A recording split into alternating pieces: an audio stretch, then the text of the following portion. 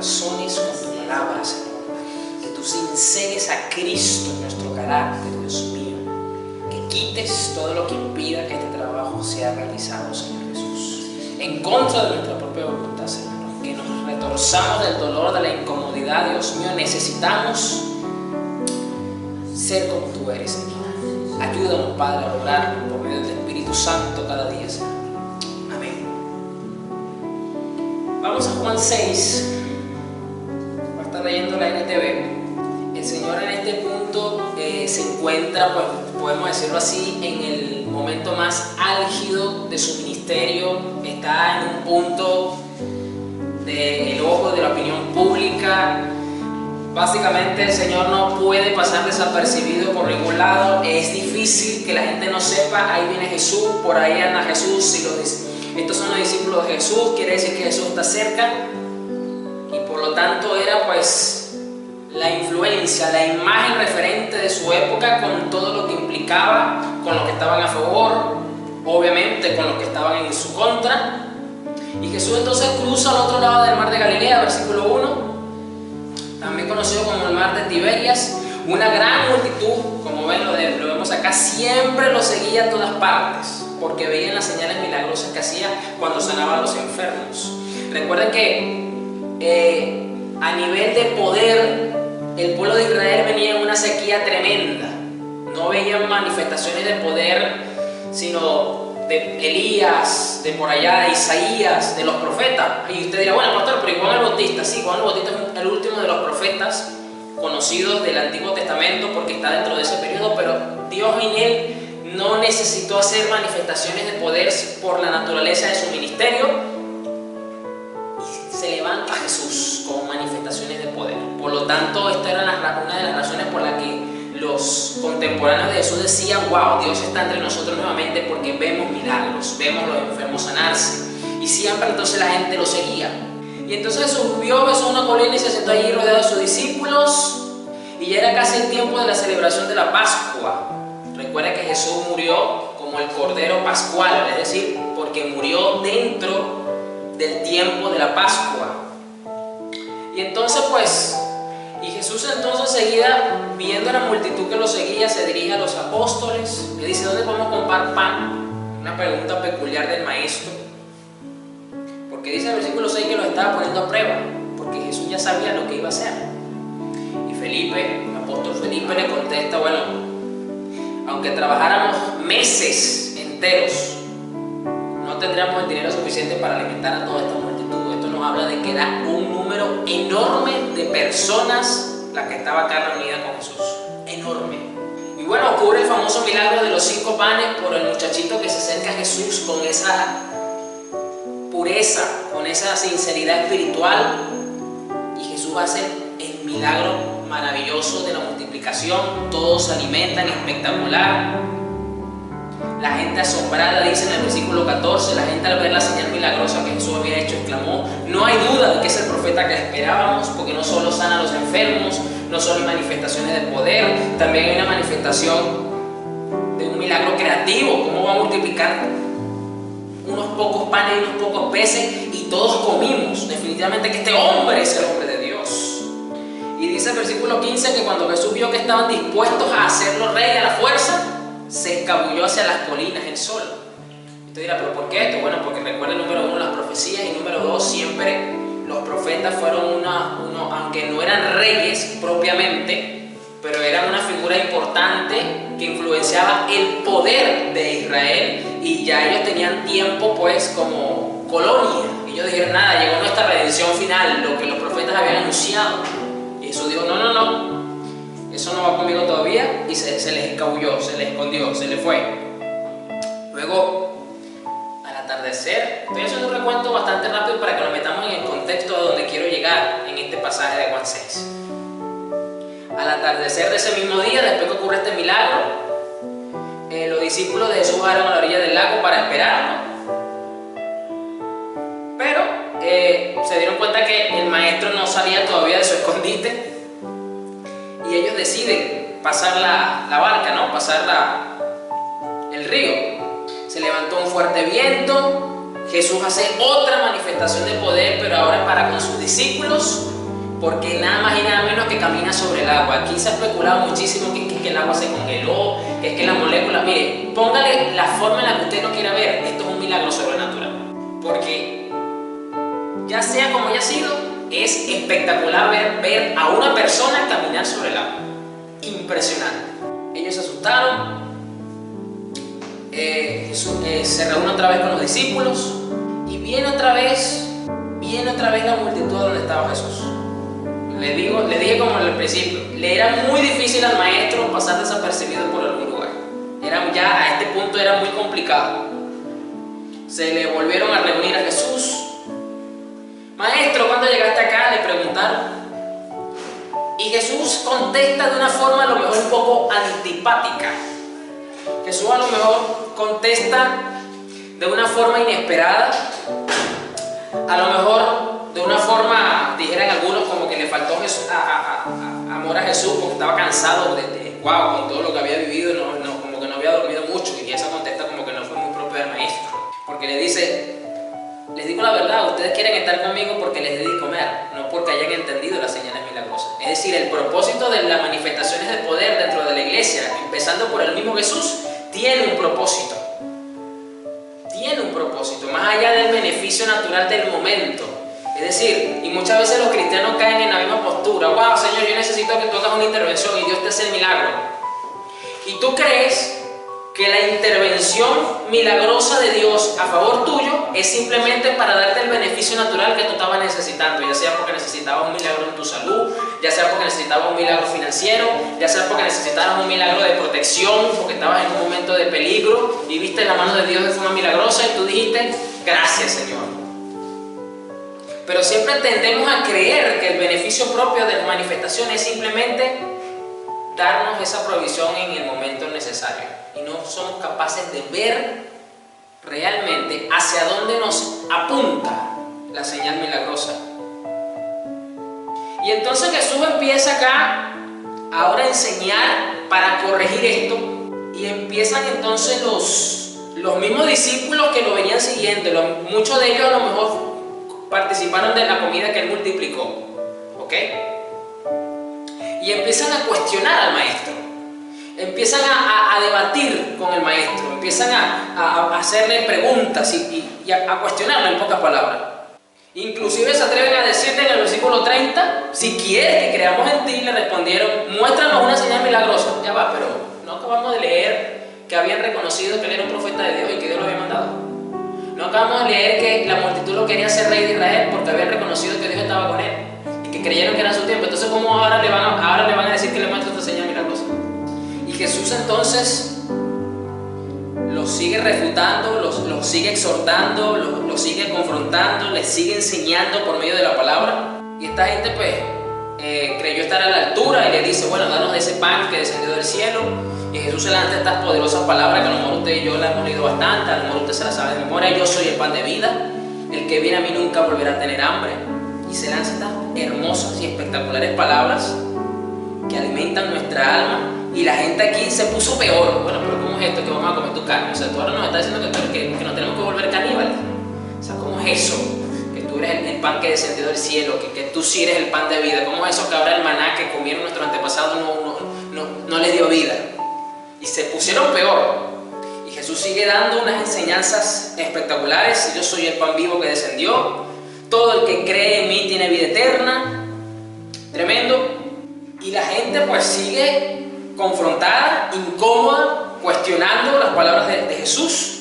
Y entonces en el versículo 60, que era donde quería llegar, casi prácticamente al final del capítulo, pero era necesario ver el contexto, ver la línea de por dónde venía la gente con Jesús, no Jesús con la gente con Jesús. Muchos de sus discípulos decían, aquí no se está refiriendo a los 12, recuerden, por eso le dije era necesario entender el contexto, que siempre que nosotros hablamos a nivel cristiano de los discípulos del maestro, siempre entendemos automáticamente que nos estamos refiriendo a los 12 discípulos nada más, pero esos eran los 12 apóstoles que también fueron parte del grupo de los discípulos, porque recuerda que Jesús llamó a los 12 de una multitud porque pasó la noche orando, pero Jesús tenía muchos muchos otros discípulos. Y muchos de ese gran lote, de estos que estaban cuestionando, de estos que decían no entender cómo es esto posible que tú eres el pan de vida, con estos discípulos que comieron y disfrutaron de un milagro, que ahora se atreven a decir, bueno, damos otra señal milagrosa. Son discípulos, tremendo esto. Dicen esto es muy difícil de entender. ¿Cómo puede alguien aceptar? Jesús estaba consciente de que sus discípulos se quejaban. Es interesante que a veces creemos que la queja es simplemente cuando reprochamos por un mal momento que estamos atravesando, por una mala experiencia vivida, por un mal servicio, por X cosa. Así lo asociamos a nivel de Latinoamérica, pero para la Biblia la queja va cuando precisamente cuestionamos la sana doctrina. Es preferible tener la humildad y decir, Señor, yo no estoy entendiendo esto.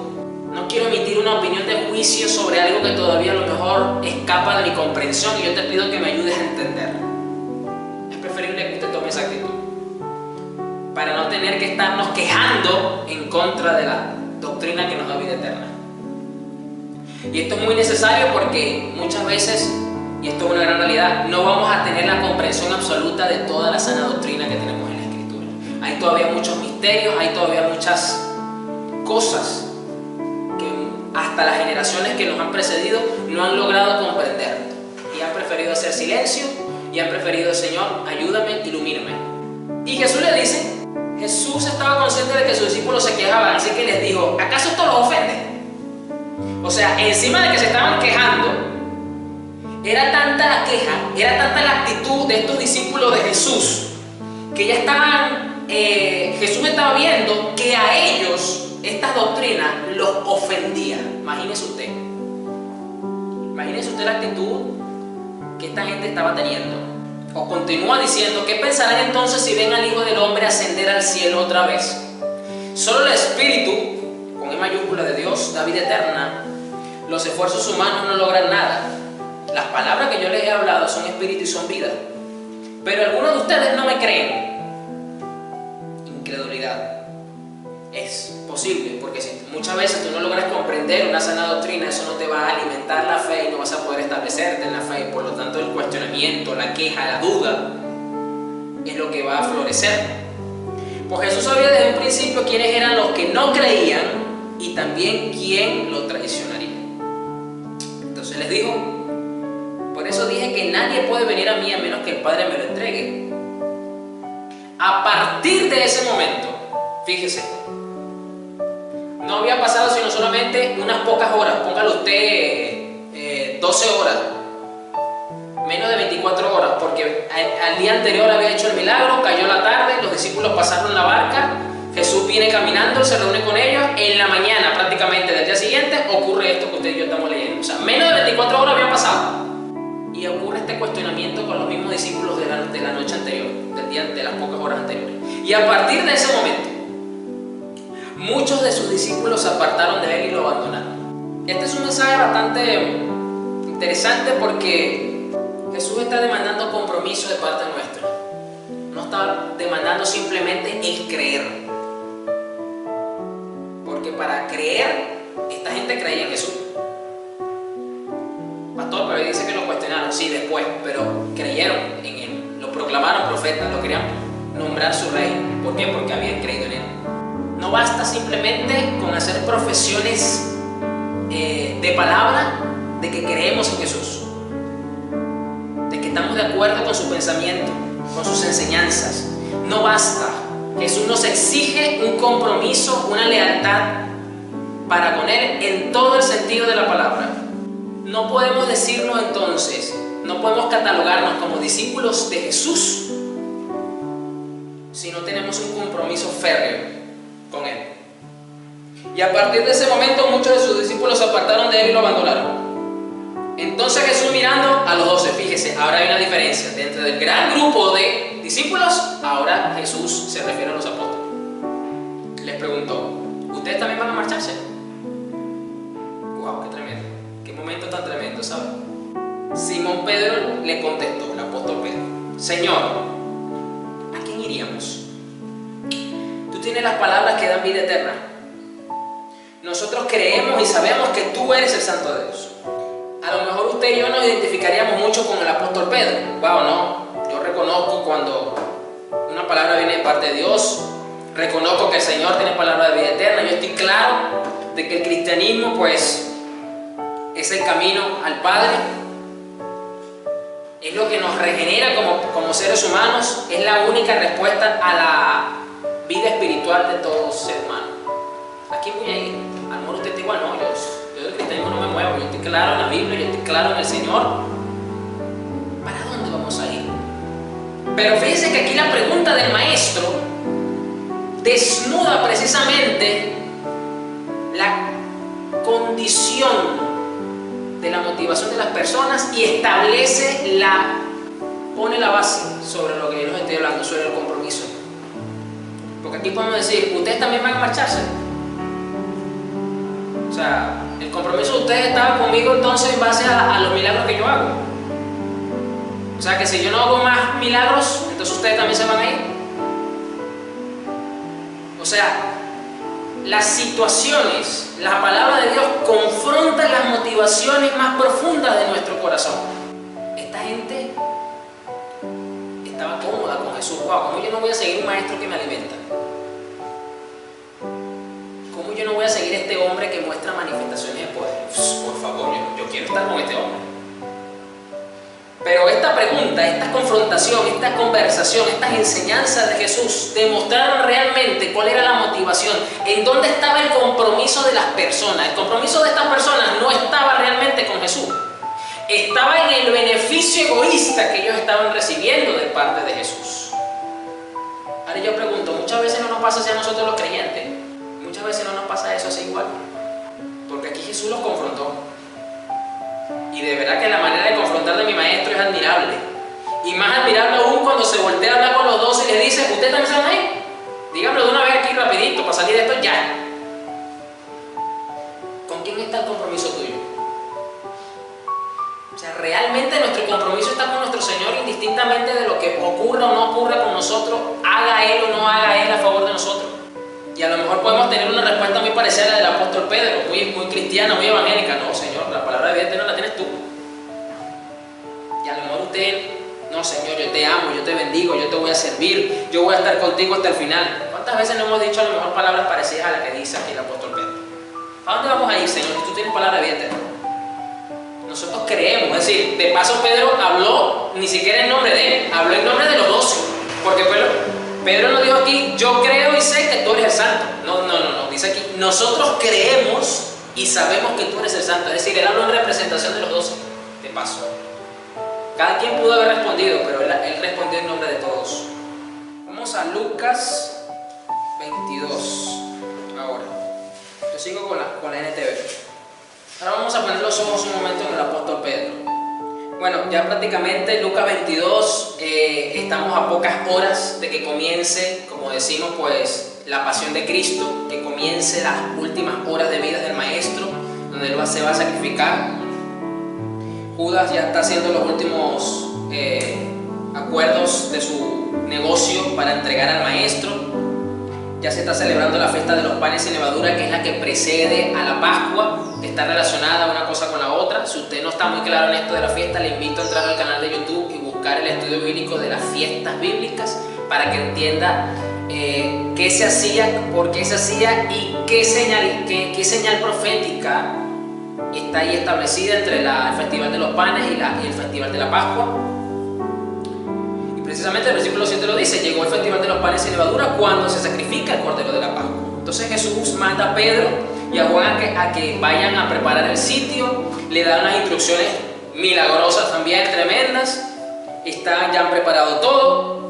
Jesús se reúne con los discípulos, establece el sacramento de la Santa Cena, beban este vino en memoria de mí, coman este pan, esta es mi sangre que por vosotros es entregada, y todo aquello que ya vamos conociendo. Y en medio de esa reunión, no sabemos en qué puntos, podemos suponer por el relato que ya fue después de todas estas cosas. En el versículo 31, el maestro le dice a Simón, Simón, Simón, Satanás ha pedido zarandear a cada uno de ustedes como si fueran trigo. Si usted no es agricultor, ni tiene mucho conocimiento sobre el tema, pero el zarandeo se hacía con una herramienta manual de una especie de malla para filtrar el trigo, para desprenderlo de la hojarasca. Y se tenía que hacer con mucha constancia y con mucha fuerza de un lado a otro, ya sea una sola persona o ya sea entre dos. Y eso es lo que el Señor le está diciendo aquí a Simón. Que no solo lo iba a hacer con Simón, dice que lo quería hacer con cada uno de los apóstoles. Pero yo he rogado en oración por ti, Simón, para que tu fe no falle. De modo que cuando te arrepientas y vuelvas a mí, fortalezcas a tu hermano. Aquí Jesús ya le estaba dando una profecía a Pedro y no se dio cuenta. Le está diciendo que él va a ser zarandeado. Le está diciendo que la fe no le va a faltar. Le está diciendo que él se va a arrepentir. Y le está diciendo que ese arrepentimiento va a ser fortalecido en la fe para que pueda entonces animar a sus hermanos. Y es literalmente lo que vamos a ver.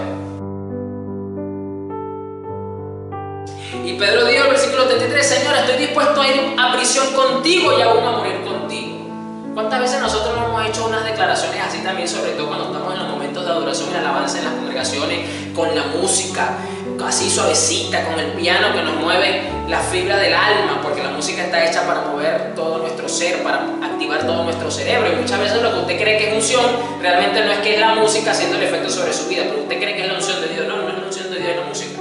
Pero en medio de ese momento, ¿cuántas veces nosotros no hemos dicho declaraciones como esta? Señor, yo te amo, yo te voy a servir con todo mi ser, mi casa, mi finanza, todo lo que es mío es tuyo, úsalo como a ti te dé la gana. Yo soy para ti, Señor, yo te voy a servir. Yo soy capaz de ir contigo hasta las últimas consecuencias. Estoy poniendo palabras que... tratando de resumir las tantas cosas que los cristianos dicen en momentos como estos. Mire, son palabras muy parecidas a las que está diciendo Pedro. O sea, Pedro está teniendo, los discípulos están teniendo, creo yo, uno de los momentos más íntimos, más hermosos con el Maestro. No tienen la presión de los fariseos, aunque el Maestro sabía que ya estaba todo planificado, pero ellos no lo sabían. Pero no los tenían ahí cerca. No tenían la multitud de gente que vimos en Juan siguiéndolo o afuera esperándole que saliera de allí. O sea, tenían un momento, wow, de calma, de intimidad, de privacidad con ellos. Están compartiendo los alimentos, están descansando. O sea, están en un momento de verdad hermoso con el Maestro. De un nivel de intimidad tan tremendo que fue cuando el apóstol Juan se le recuesta en el pecho al Maestro. Ya usted ha leído ese pasaje. O sea, fíjense el nivel de intimidad, de confianza, de privacidad que hay. Un momento hermoso, lindo. Y Pedro entonces dice esto: Señor, yo estoy dispuesto a ir a prisión contigo y aún a morir contigo, Señor, porque yo te amo, porque yo estoy comprometido contigo, Señor. Pedro, déjame decirte algo. Mañana por la mañana, antes de que cante el gallo, negarás 3 veces que me conoces. Yo creo que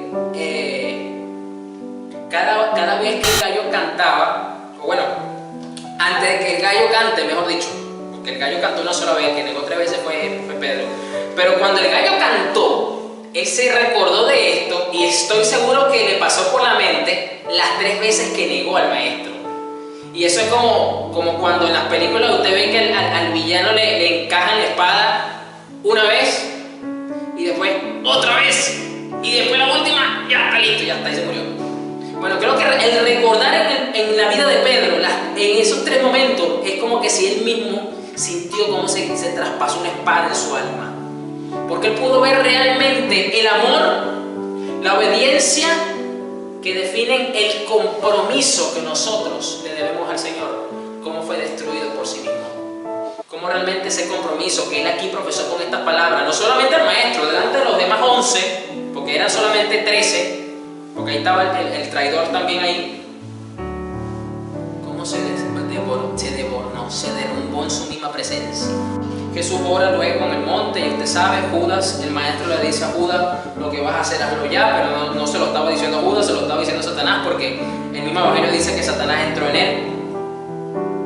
Y ellos creyeron que es que él lo mandó a hacer algo. Jesús baja al monte a orar, viene la traición. Pedro, pues, en ese todavía euforia de amor y de compromiso, saca la espada, y usted sabe, le mocha la oreja al otro. Jesús Jesús hace un milagro delante de él para corregir su error tremendo, le pega la oreja al centurión. Versículo 54, y entonces lo arrestaron y lo llevaron a la casa del sumo sacerdote. Y Pedro lo siguió de lejos. O sea, Pedro estaba atento, de lejos, no podía acercarse. Y los guardias encendieron una fogata en medio del patio y se sentaron alrededor. Y Pedro se sumó al grupo. Una sirvienta lo vio a la luz de la fogata y comenzó a mirarlo fijamente. Por fin dijo, este hombre era uno de los seguidores de Jesús. Pero Pedro lo negó. Mujer, ni siquiera lo conozco. Después de un rato, a lo mejor pasaron unos minutos, pasó una hora, pasaron 2 horas, no sé, dice un rato. Alguien más lo vio y dijo, seguramente tú eres uno de ellos. No, hombre, no lo soy, contestó. Alrededor de 1 hora más tarde, otra persona insistió, seguro este es uno de ellos porque también es Galileo. Pero Pedro dijo, hombre, no sé de qué hablas. Inmediatamente, mientras aún hablaba, el gallo cantó. Pedro no había terminado de decir la frase que el gallo ya estaba cantando. En ese momento, mire, esto es lo más tremendo. El Señor se volvió y miró a Pedro. Y de repente las palabras del Señor pasaron rápidamente por la mente de Pedro. Mañana por la mañana, antes de que cante el gallo, negarás 3 veces que me conoces. Mire, lo más confrontador del caso no fue recordar las palabras del maestro, sino que logró tener contacto visual con el maestro en ese momento. Y fue cuando recordó las palabras.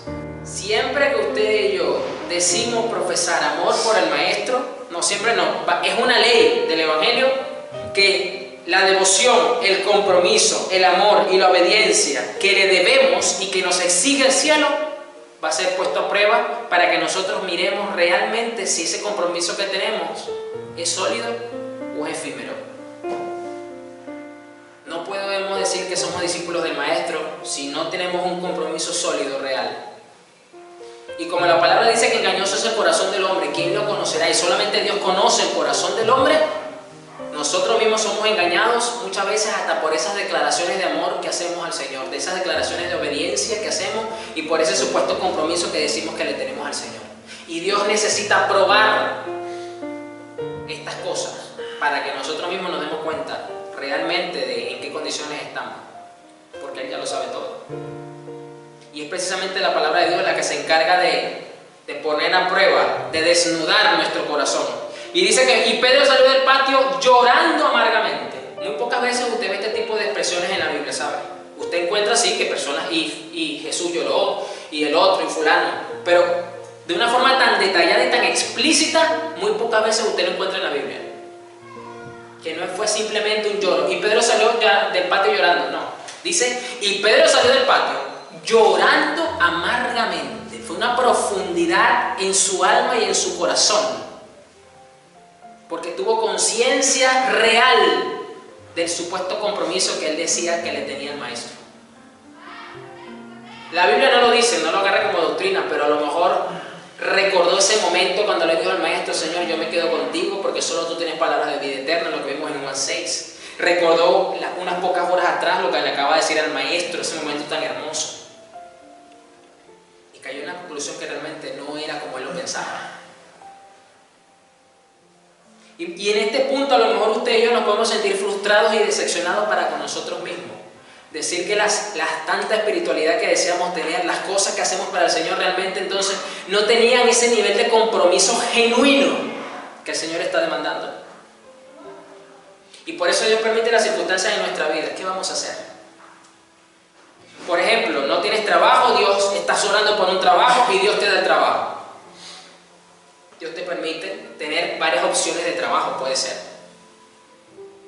Y te pone a escoger, te permite que tú escojas.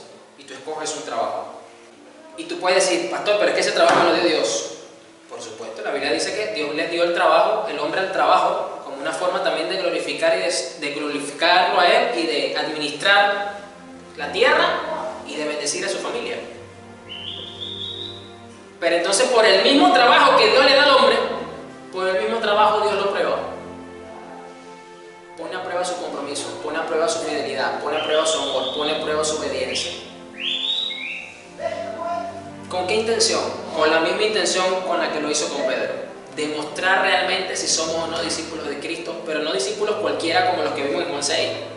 Porque no se trata entonces de ser discípulos de Cristo, porque por ser discípulos de Cristo podemos estar metidos en ese bojote de gente de Juan 6. Pero digo, Jesús no está buscando ese tipo de discípulos, Jesús no quiere ese tipo de discípulos, porque ese tipo de discípulos solamente son discípulos hasta que ven un beneficio, hasta que lo ven todo fácil y cómodo. Pero ¿y qué cuando viene entonces la prueba? ¿Y qué entonces cuando realmente ya no encuentra la comodidad que tanto había tenido? Vamos ahora, regresemos a Juan, pero ahora vamos al último capítulo del Evangelio de Juan, Juan 21. ¿Y qué ocurrió con el apóstol Pedro desde que salió corriendo del patio llorando amargamente? El apóstol Juan fue el que estuvo luego más cerca, porque estuvo prácticamente frente a la cruz de Cristo junto con la hermana María, la madre del Señor. Se mantuvieron en reunión porque los fariseos se sentían orgullosos de haber matado a un hereje, a un sectario, y creían que iban a venir luego por sus discípulos también, así que ellos se mantenían siempre reunidos en privado, a puerta cerrada. El maestro resucita, empieza a aparecérsele a todos, empiezan los testimonios a decir: el maestro resucitó. Pedro está como con la incertidumbre, pega la carrera con Juan. Juan llega primero, ve la tumba abierta, dice: bueno, lo mejor fue que se llevaron el cuerpo. Y María, la otra mujer que lo vio, dice que a lo mejor se confundió. Y empiezan los rumores a cobrar fuerza de que el maestro había resucitado. Pero en medio de todo esto, Pedro dice: yo voy a volver a hacer lo que yo hacía, en lo que yo soy bueno.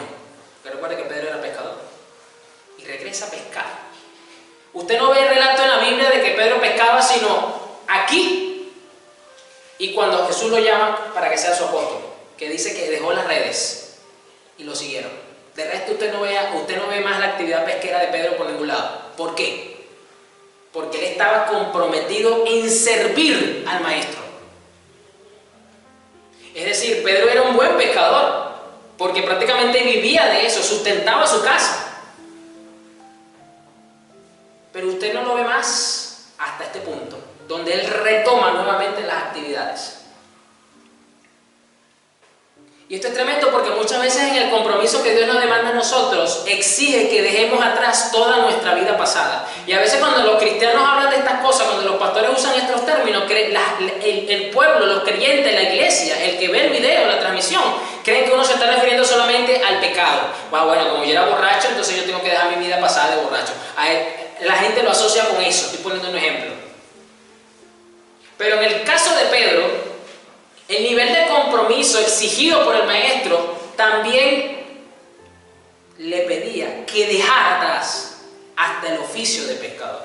En algunos casos, Dios permite que las actividades laborales que se venían compartiendo con la anterior vida que teníamos antes de Cristo se mantengan. Pero hay casos donde Dios nos exige a nosotros que hasta esas actividades que son lícitas, son buenas, no son malas, sean hasta abandonadas al 100%. Porque lo que Dios quiere para nosotros en Cristo o en un punto de nuestra vida exige un compromiso radical y frontal hasta para asumir nuevos retos y desafíos. Y para Pedro a lo mejor esto no era fácil, porque si tomamos en cuenta la edad del apóstol Pedro, que según los estudiosos era algo mayor que el Señor Jesús, no era tan mayor que el Señor Jesús. Dicen que Jesús tenía como 33 y Pedro como 35. Eso es lo que dicen. Estamos hablando que era un hombre que respiraba la pesca. No sabía hacer más nada si no era la pesca. Jesús se le aparece en la playa. Vive en un momento espectacular. Imaginen esta escena. El maestro se aparece a la orilla del mar. Los discípulos están en la playa y el maestro les cocina pescado. Eso debió haber quedado, miren, muñeco yo. La mejor comida que esos hombres se pudieron haber comido en toda su vida se la hizo el maestro, nada más y nada menos. Imagínense usted qué privilegio tan hermoso, tan enorme. Número 1, el maestro le lava los pies.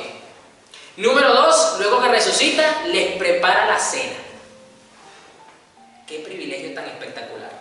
El maestro cocinándole a los discípulos. Imagínense usted ese momento. Y ninguno se le atrevió a preguntar qué era él, porque nos dice aquí que ellos sabían que era el maestro. Qué hermoso. Se comen el pescado. Jesús les sirvió el pan y el pescado.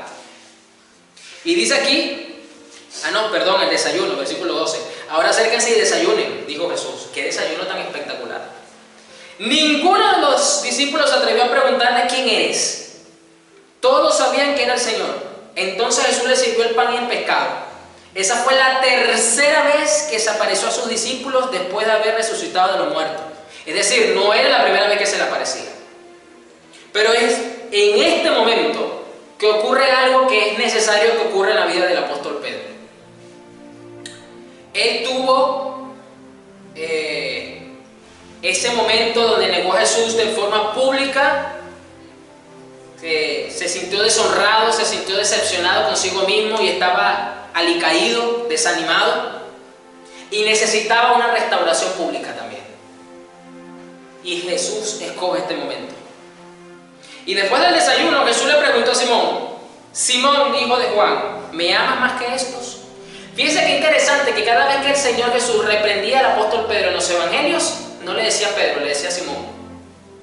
Esto es un dato interesante, porque entonces esto nos habla que cuando el Señor usaba el término Simón, que era su nombre de pila, porque recuerden que él le cambió el nombre a Pedro, era como aludiendo a ese viejo hombre, a ese anterior Pedro, como que Pedro, no te me estás comportando como lo que eres, no me estás reaccionando como lo que eres, no estás actuando como lo que eres, no estás hablando como lo que eres. Y aquí no le está diciendo Pedro, aquí le está diciendo Simón.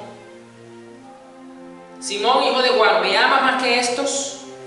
Yo quiero que usted preste atención ahora a lo que yo voy a decir y voy a explicar acá, que esto le va a dar una óptica un poco más profunda en estas palabras de Juan.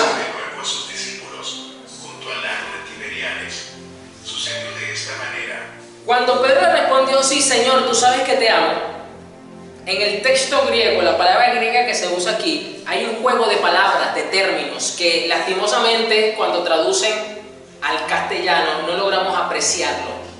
Y por eso yo se los traigo para que usted pueda entender mucho mejor esta conversación de Jesús con Pedro.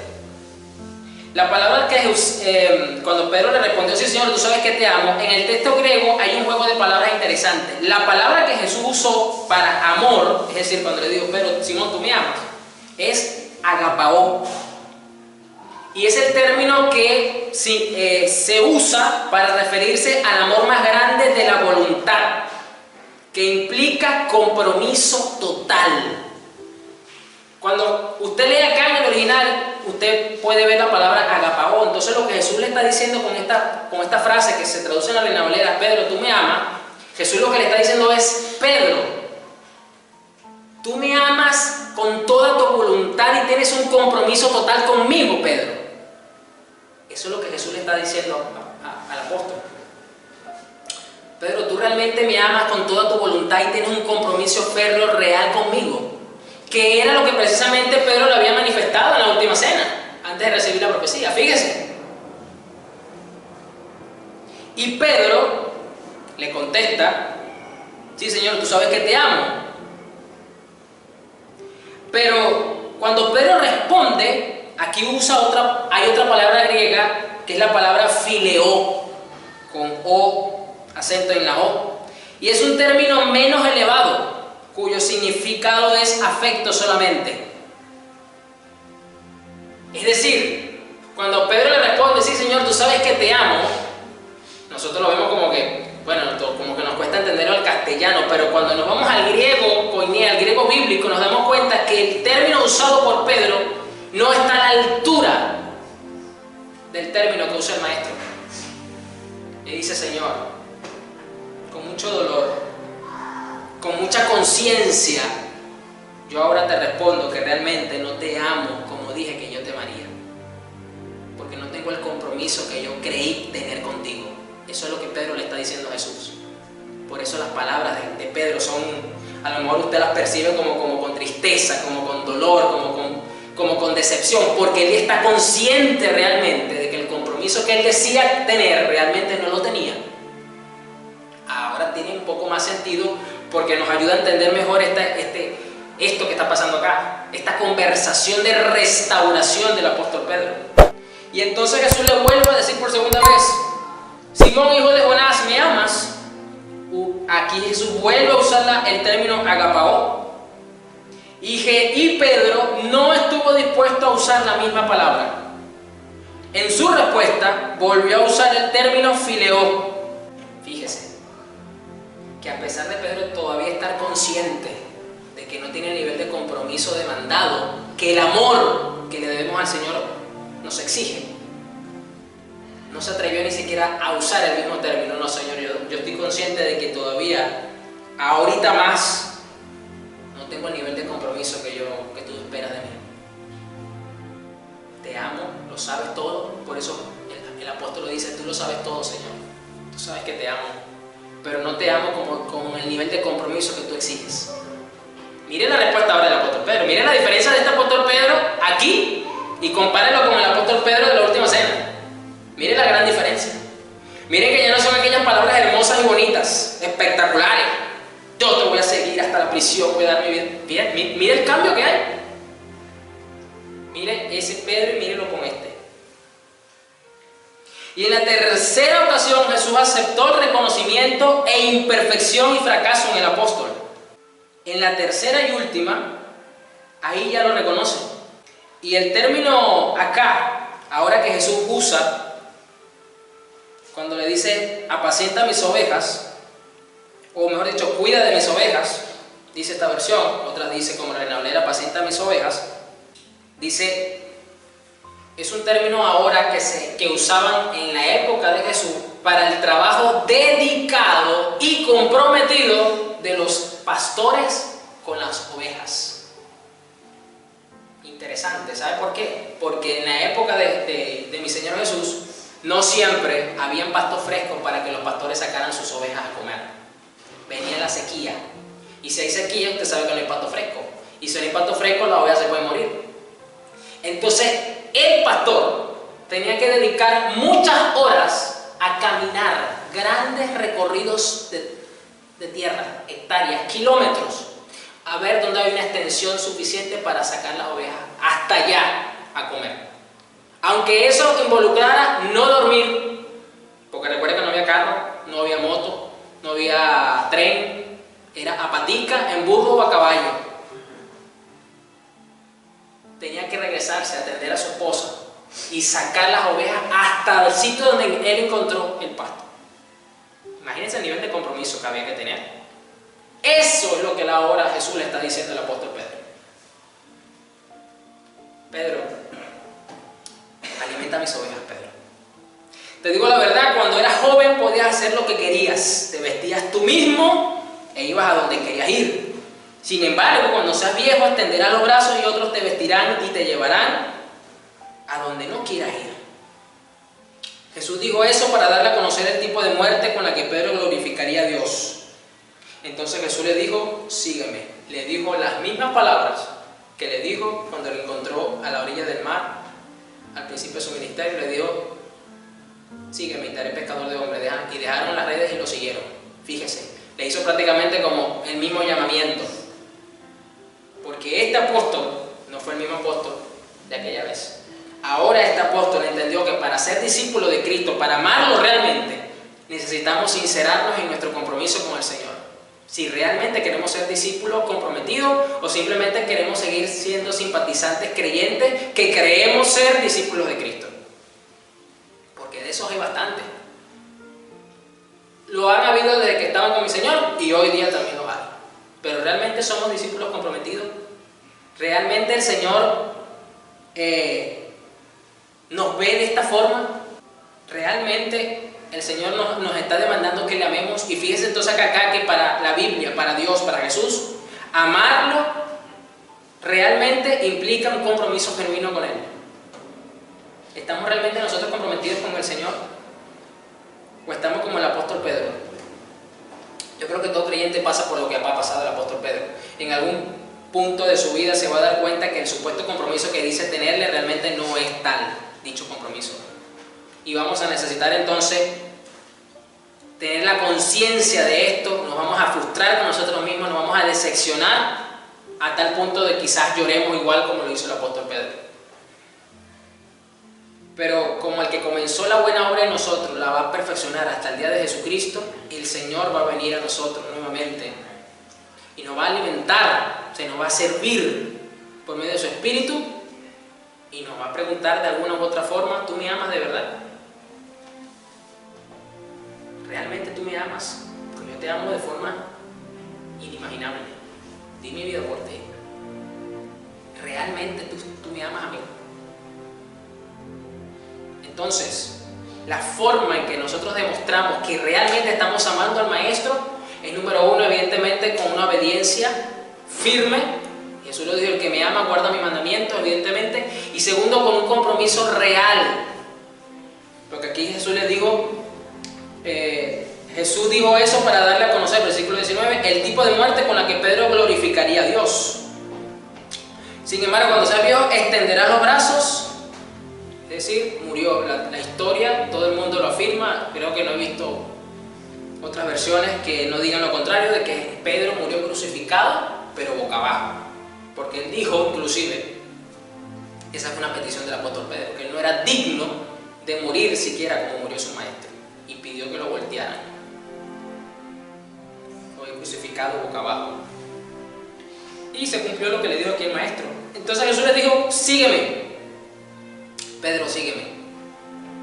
Sígueme, Pedro. Realmente tú me amas, pues vas a tener un compromiso real.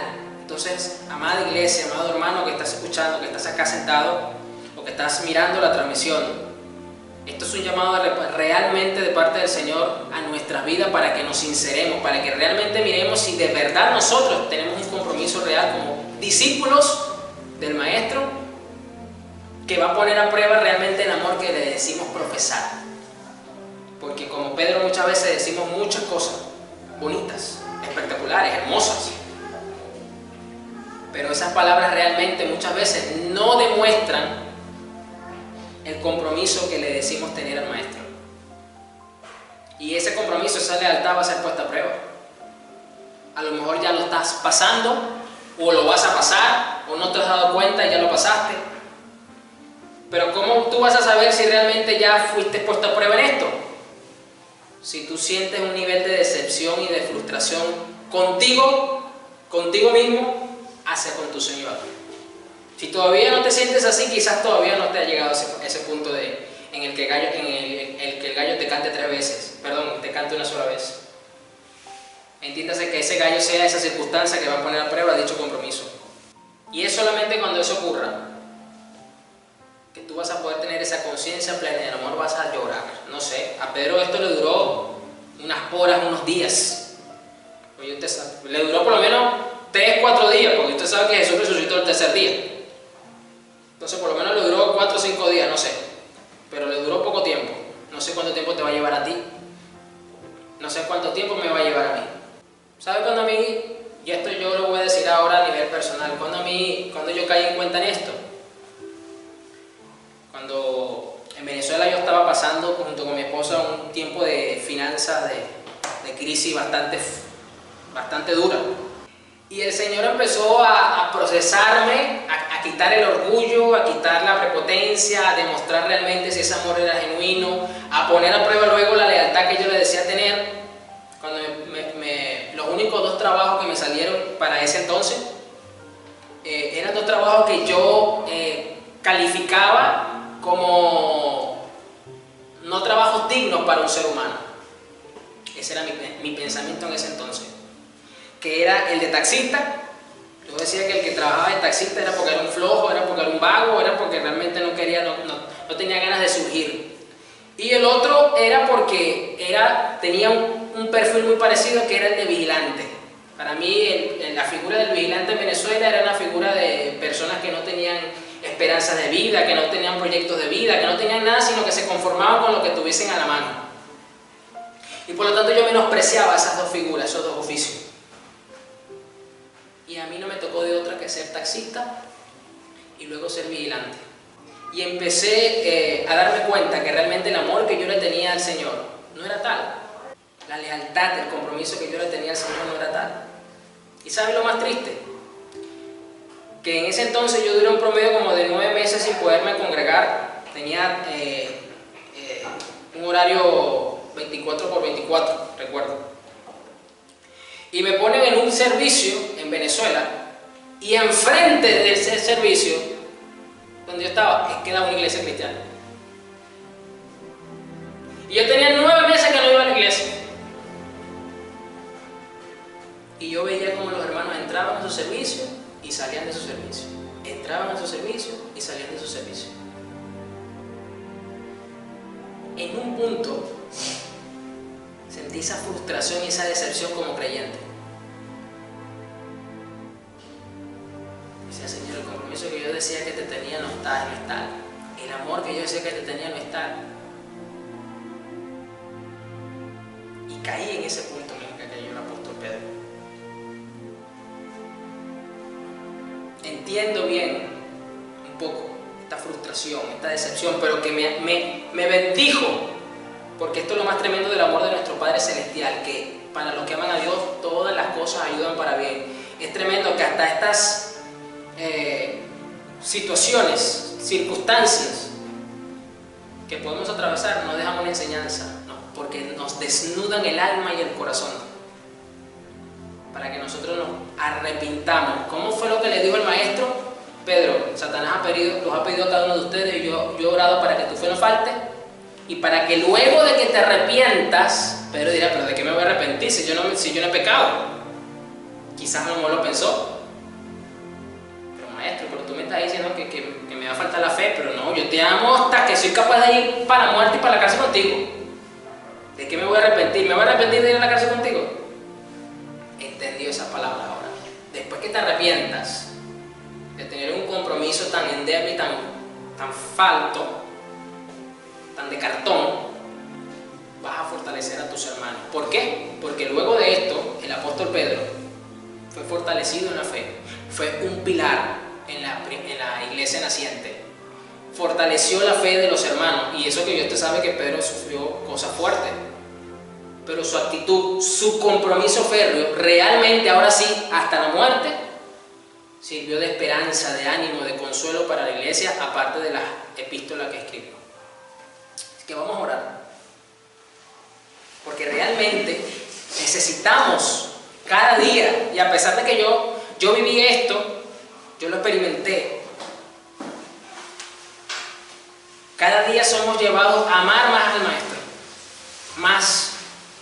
Esto es lo más tremendo, porque esto es como una escalera. Cuando tú crees que ya llegaste a un peldaño grande, el Señor te dice, no, sigue, que todavía te faltan 2 escaleras más. Cuando tú crees que ya has logrado la meta, te aseguro que te vas a recordar de las palabras del apóstol Pablo ahora, olvidando lo que queda atrás, metiéndose en lo que está delante. Cuando tú y yo creemos que lo hemos alcanzado, nos damos cuenta que no lo hemos alcanzado todavía. Así que, si tienes un compromiso hoy con el Señor, pues ese compromiso debe crecer más. Si lo hemos abandonado, debemos retomarlo. Así que, Señor, en el nombre de Jesús, yo te clamo que tengas misericordia, Señor. Que vengas a tus hijos, que vengas a tu pueblo, que vengas a tu iglesia, Señor, y hagas que ese gallo cante. Porque es solamente en ese momento que ellos van a poder ser conscientes de si sus compromisos contigo son genuinos o no lo son. Señor, para que así luego ellos puedan experimentar una relación profunda y estrecha contigo, donde puedan verte cara a cara, Señor, y ser conscientes de sus faltas, de verdad, de su compromiso, Señor, tan endeble, tan suave, tan frágil, Señor, y realmente puedan, Señor, tener un compromiso férreo contigo, indistintamente de las circunstancias que estén viviendo, indistintamente del cuadro en el que estén atravesando, Señor Jesús. Porque el amor que debemos tenerte a ti, Señor, está por encima de cualquier cosa. El compromiso para contigo está por encima de nuestras comodidades inclusive, Señor. Padre, ayúdanos, Señor Jesús, que así como le pasó al apóstol Pedro, así como me hiciste pasar a mí, Señor, cada uno de tus hijos, de tu pueblo, de tu iglesia, se han confrontado, Señor, a realmente tener un compromiso sólido sólido contigo, genuino, Señor, para que así sean eficientes apacentando la grey, trabajando en tu iglesia a favor de tu reino, Señor, porque la mies es mucha, pero los obreros son pocos, Señor. Y los pocos que hay están comprometidos, Señor, pero necesitamos más obreros para la mies. Ayúdanos, Señor Jesús, porque no somos capaces de hacer esta labor sin tu ayuda, Espíritu Santo, porque reconocemos nuestra incapacidad, Señor. Y sabemos, Señor Jesús, que es por tu intercesión que nuestra fe no falla, Señor. Gracias, Padre. Amén.